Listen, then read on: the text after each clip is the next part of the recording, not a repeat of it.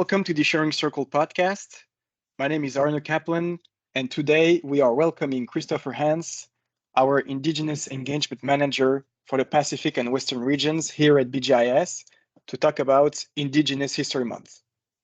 And I will let you, Chris, do the land acknowledgement. Thanks, Arno. Appreciate reaching out to me to have this discussion. I really look forward to it. So I'm coming to you from the traditional, ancestral, and unceded territories of the Musqueam, Squamish, and Tsleil-Waututh First Nations. Want to acknowledge that and thank those communities for allowing me to live and work and play in their territories. Thanks, Arnold. Thanks, Chris. So it's a pleasure to have you here. My pleasure. It's my pleasure. And June is Indigenous History Month. And do you have a story or thoughts that you would like to share on Indigenous History Month?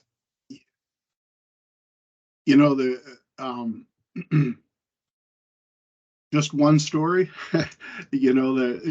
How much time do we have, right?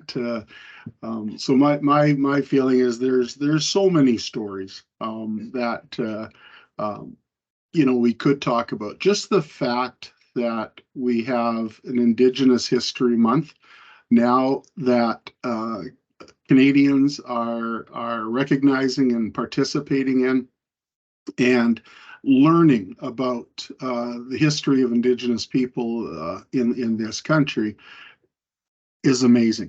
It's I think for too long we didn't have open discussions about Indigenous history, good and bad stories. I think a lot of it was kept under wraps because the vast majority were perhaps not very positive things to discuss. What's exciting to me is that non-Indigenous people, non-Indigenous employees with BGIS are reaching out and engaging and, sincerely interested in learning more about the histories of Indigenous people in Canada. So one story, no. Numerous stories, yes.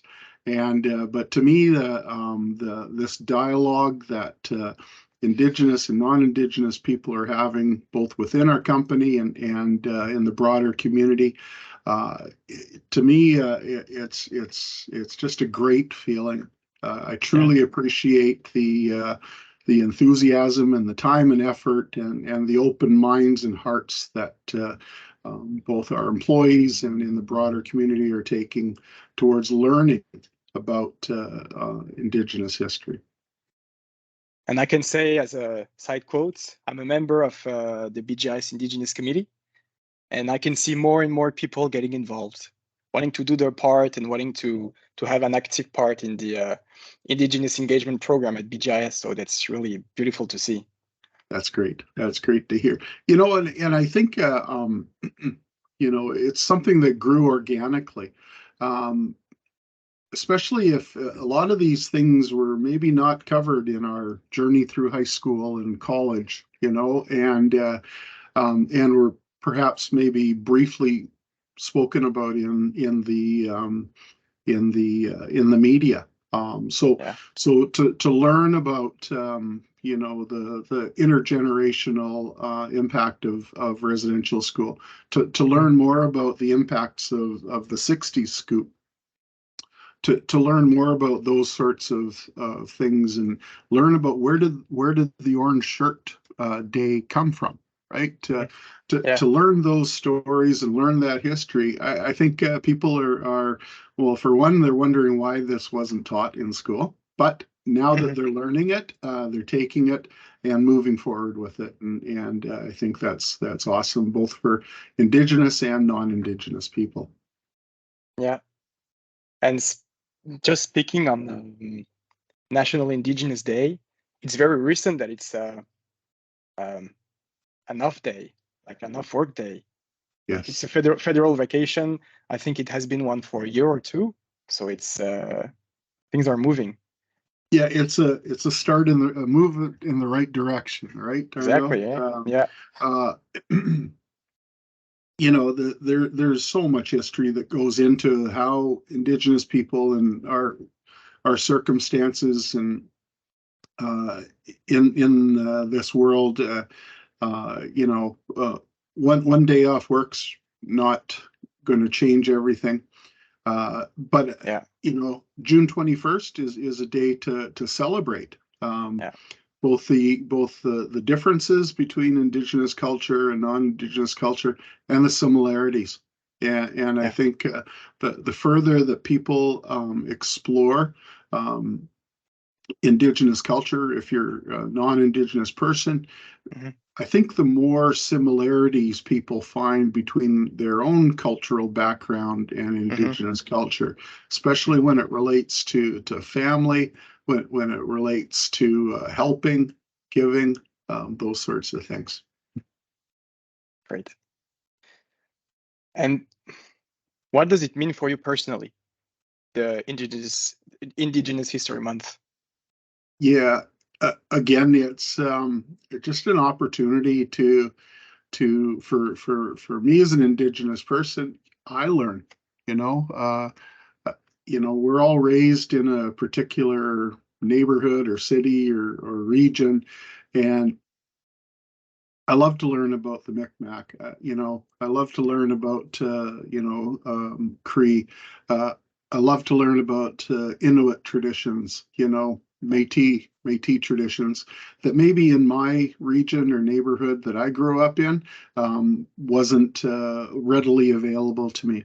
So that's on a personal level, get to know. But I think one of the most satisfying parts of my current position, as well as observing National Indigenous History Month, is the passion and the interests that non-Indigenous people are taking in in learning about our history. You know, what activities are out there, Mm-hmm. and what can I do as a human being to participate in healing or reconciliation or just friendship and Yeah. fellowship, right? And get to know Yeah. a fellow human being. To me, that's just awesome, and you know, very encouraged to Yeah. see the especially within BGIS, just the sheer number of people who are interested in learning, and I think that speaks highly for our company and the folks that are working for BGIS. Yeah. And Chris, can you tell us a bit about your own community and how does your background apply to your job? Yeah, so I'm a member of the Nuhawk Nation. Mm-hmm. It's in Bella Coola, British Columbia. It's a coastal community, very difficult community to get to. You either have to fly in or take a boat up the coast, or traverse a very scary and dangerous road from central BC down to the coast. In fact, in my community, they sell T-shirts that say "I survived the Bella Coola Hill." And believe me, you know, you hear stories about you know, 1,000-foot drop-offs without guardrails, and that's kind of like, yeah, it's don't Yeah. you don't look down, I guess. Just keep Oh your eyes yeah. on the road is the Yeah. key. It's a small community, you know, uh, uh, resource-based community. Forestry and fishing were the two predominant industries, Mm-hmm. both of which have taken a pretty significant hit, and there aren't as many careers in those industries in Nuhawk Nation at the moment. So how does it contribute to what I'm doing in my current role? I think resiliency, right? The folks from my community have had to learn to be resilient with all of the issues or difficulties presented to them, and I think that's really helped me form who I am as a human, and some of the things that I bring to the daily challenges that we face at BGIS in trying to provide service to our clients, right? So Yeah. To me, when I think about that's one of the big foundations things that I feel is really helped me with my position. I don't know if you can see the background very clearly on my. That's a photo. That's a photograph from the early 1900s of that's the New Hawk dance troupe performing with their. I think they'll have Thunderbird masks and eagle masks and et cetera, and it's kind of cool to see have that Amazing. that available out there and be That's able true, eh? to pass that on to the folks that I work with. Yeah, it's beautiful.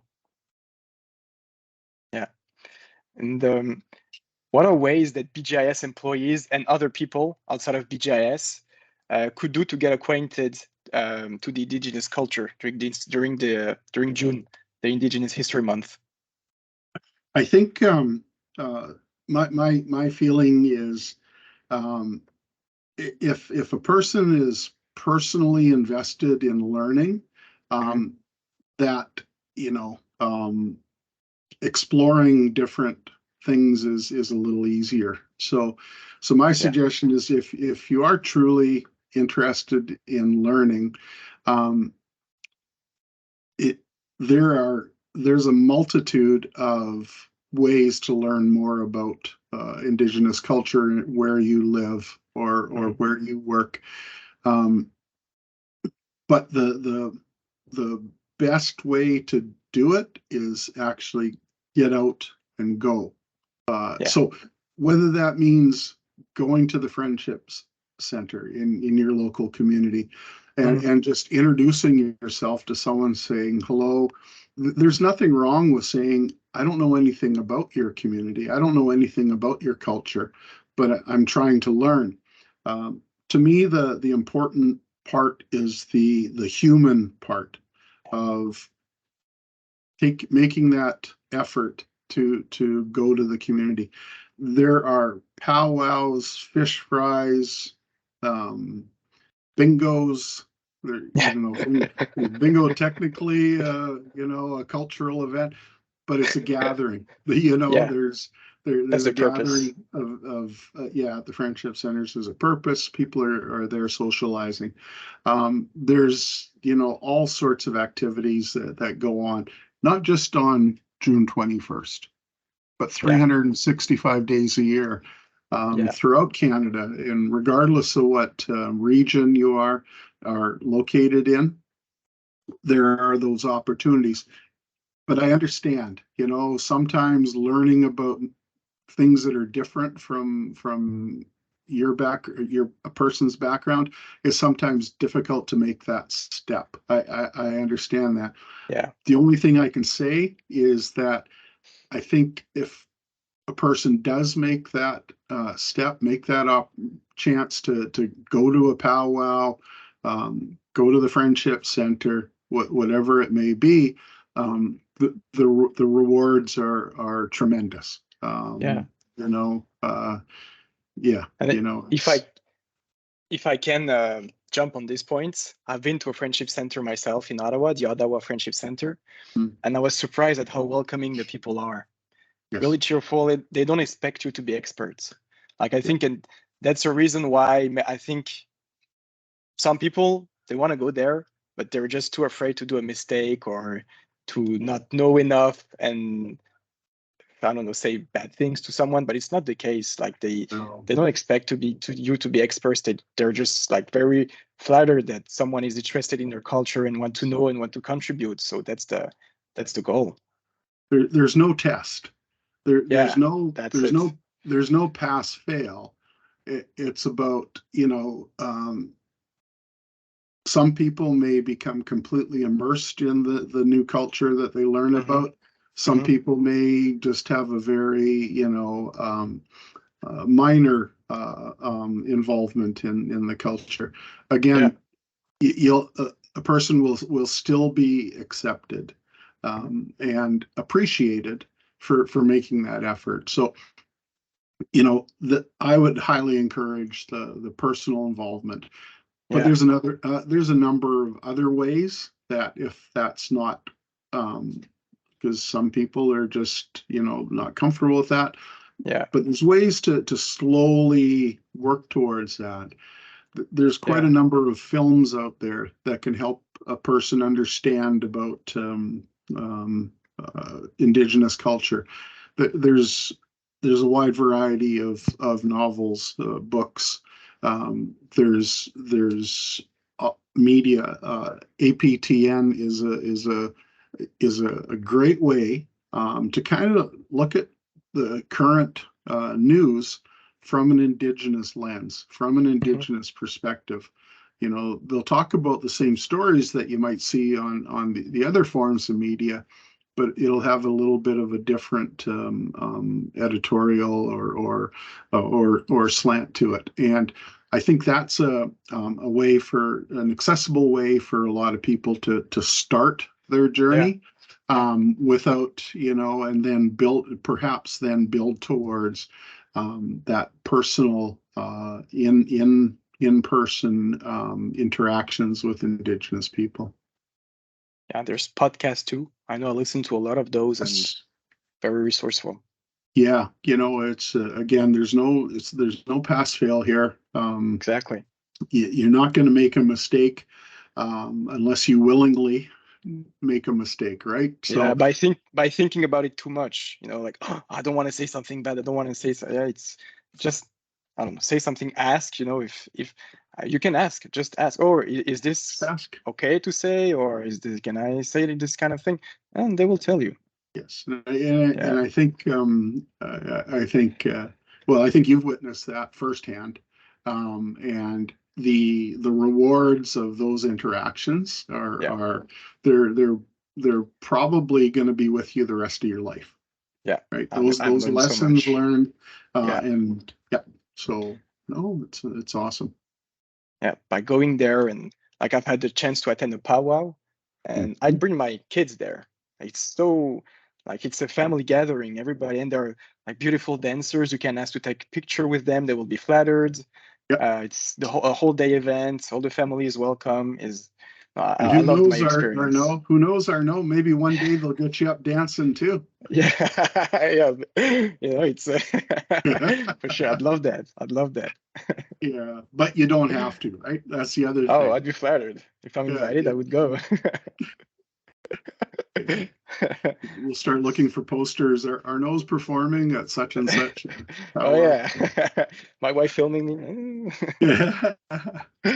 But yeah, no. Again, if for those who maybe aren't as outgoing, you can go to a powwow and really you don't have to other than observe and take in the culture, but. Yeah, like you can follow the Friendship Center or something on LinkedIn or Facebook. They post all their social events, and it's available there. And you're free to go. Welcome for everyone. So yeah, that's awesome. Well, thank you, Chris. It was great. Well, thank you for this opportunity, Arnaud, and anyone, if you're interested or would like some more information, don't hesitate to reach out to myself or Vanessa Treckman, my colleague in Eastern Canada. By all means, we're here to help. Thank you, Chris. It was great. Thanks, Arnaud. Have a great day. You too. Bye. Bye. Thank you for listening, everyone. If you've enjoyed this episode, please give us a like and subscribe to our channel. Take care and miigwech.